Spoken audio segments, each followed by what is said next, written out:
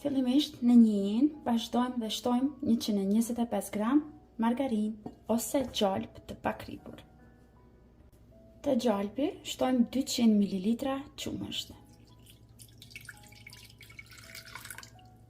Si dhe 100 gram çokoladë, mund shtoni çokoladë qumshti ose çokoladë për gatim dhe vazhdojmë tani në zjarr mesatar. Do të presim derisa gjalpi edhe çokolada të shkrihen.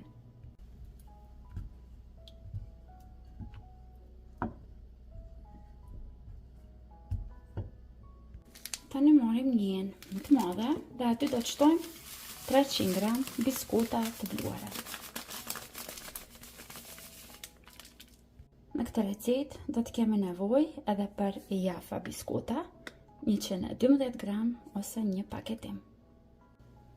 Tani pasi që gjalpi dhe çokolada shkrihen, vazhdojmë të shtojmë sipër biskutave të bluara. Dhe menjëherë përzijemi. Jafa biskutat do t'i shtojmë pak më vonë, sepse nuk duam që t'na shkrihen dhe duam që të dallohen pastaj te ëmbëlsira. Tani marrim 180 gram sarc kosi, ajk, shmand, pavllak, në vende të ndryshme, thirret me emra të ndryshme. 180 gram nga kjo i shtojmë te ëmbëlsira. Nëse në vendin ku ju jetoni nuk mund ta gjeni si produkt, mund që ta zëvendësoni me mascarpone ose me djath Philadelphia. Përzijmë mirë.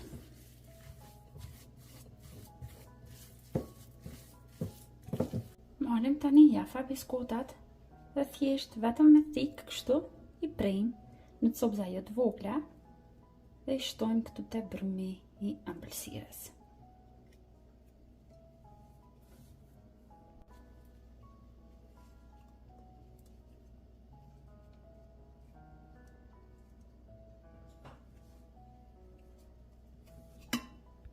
Përzijmë edhe një herë të fundit.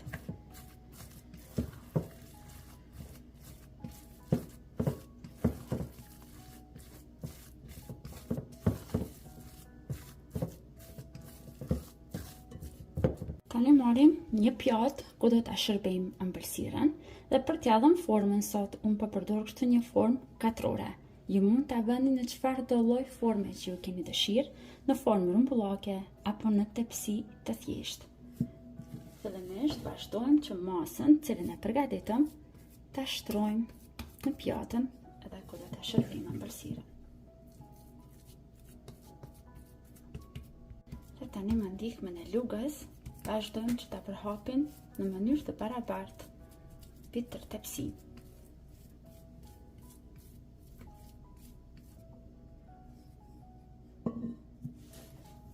Dhe tani pjesën e parë të ëmbëlsirës e kemi gati, e largojmë anësh dhe vazhdojmë që ta përgatisim kremin e dytë, i cili bëhet me fruta.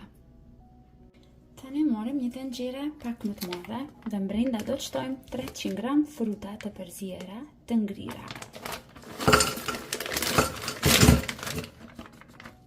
Si për frutave shtojmë 4 deri në 5 lugë gjelle sheqer, unë po shtoj 5 lugë. Mund shtoni edhe 4 nëse juve ju duket tepër. Shtojmë një gotë çaji, 100 ml me ujë. Përzijmë dhe vendosim në zjarr mesatar dhe presim derisa të marrin val. Ndërkohë që presim përpimet që uji të flan në anën tjetër, në njën shtojmë 2 lugë gjelle me një shiste. Për ta tritur një shisten, do të shtojmë edhe një gotë tjetër çaj me ujë ose 100 ml dhe menjëherë përzijmë mirë që të një shistja mos na mbrisin trupa. Sa po të fillon uji të merr val këtu te frutat, vazhdojmë që ta shtojmë përzierjen e ujit me një shiste. Dhe vazhdojmë tani përzijmë dhe e zijmë derisa kremi na trashet. Tani që kremi me fruta ka fituar trashësinë e dëshiruar, vazhdojmë që ta shtojmë sipër brumit që përgatitëm. Me ndihmën e një luke e përhapim mirë mbi tërë sipërfaqen e ëmbëlsirës.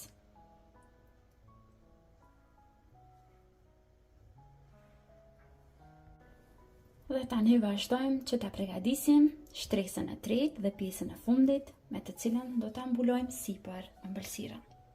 Në një tjetër pak më të vogël, shtojmë 250 ml krem pana, por për ëmbëlsira.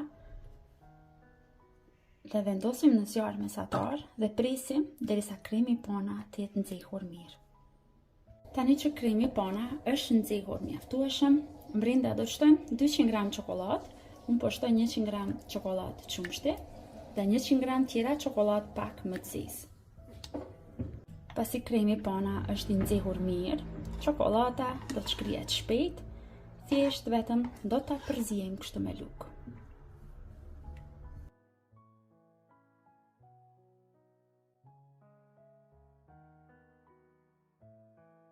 Tani me çokoladën e shkrirë e mbulojmë sipër tërë ëmbëlsirën.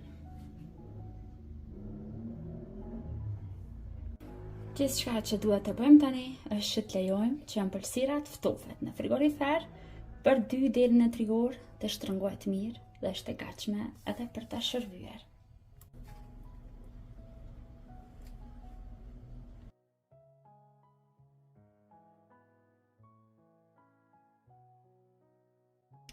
Të dashur miq, në këto momente jafa torta është gati dhe sipër e kam dekoruar edhe me pak çokoladë të bardhë dhe disa fruta tjera të ngrira.